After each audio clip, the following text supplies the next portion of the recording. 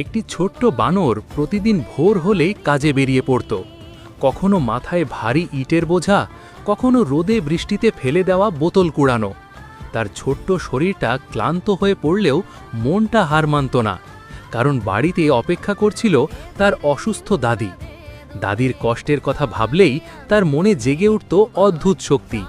মাঝে মাঝে সে তার মায়ের পুরনো ছবিটার দিকে তাকিয়ে চুপচাপ কেঁদে নিত, আর মনে মনে বলতো, আমি দাদিকে সুস্থ করব। দিনের পর দিন কঠোর পরিশ্রমের পর অবশেষে তার জমানো টাকায় সে বাজার থেকে ওষুধ আর খাবার কিনল। খুশিতে নাচতে নাচতে সে ছুটে গেল দাদির কাছে। ওষুধ আর খাবার হাতে পেয়ে দাদির চোখ ভরে উঠল জলে। তিনি পরম মমতায় তার নাতনিকে বুকে জড়িয়ে ধরলেন। এই ছোট্ট বানরটি আমাদের শেখায়, বয়স নয়, ভালোবাসা আর দায়িত্ববোধই মানুষকে বড় করে তোলে।